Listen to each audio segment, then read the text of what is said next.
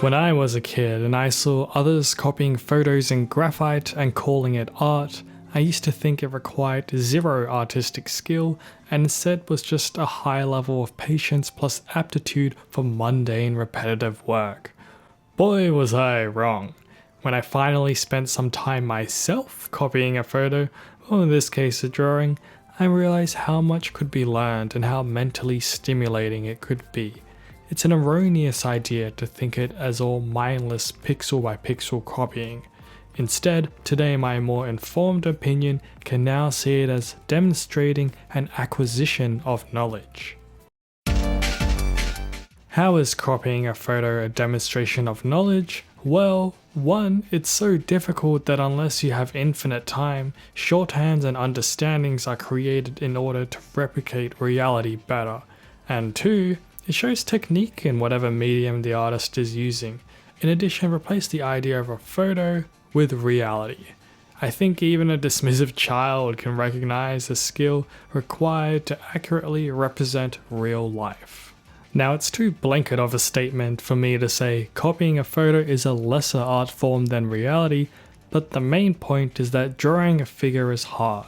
Everyone who's tried knows. Therefore, technique and skills are required to make the process easier. When drawing, the idea of shading will eventually come up, but instead of previous me thinking, how well can I copy this photo, it's how well can I understand light. The thing is, when drawing light and shadow, a consideration needs to continuously be made on the light direction. We've all seen a sphere demonstration. Light comes from this way, terminator's around here, shadow is over here. But building upon the same logic for an arm becomes much more complicated.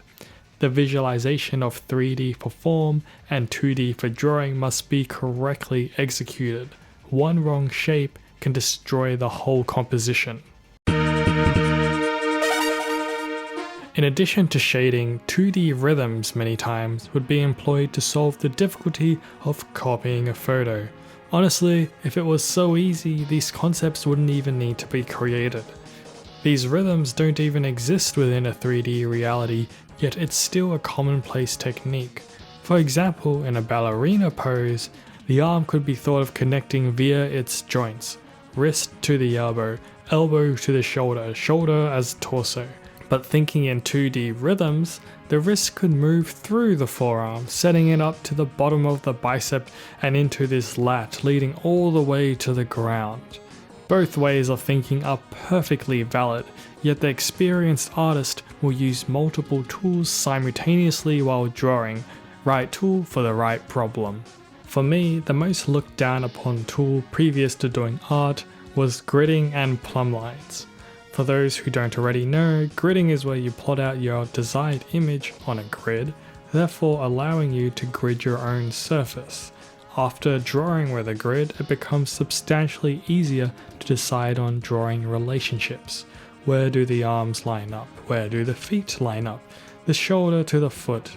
Plumb lines are similar, but as I understand, it usually refers to having a singular line to help placement.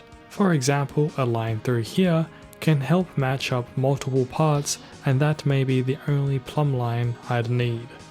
We've talked about shading, 2D rhythms, gridding and plumb lines. If copying in art was so easy, then these tools wouldn't need to exist. I've deliberately left out the idea of expression, as that's a whole can of worms. But the point I wanted to make with this video was that I used to look down upon copying in art, but now I definitely see its value, and lately I've been doing it daily.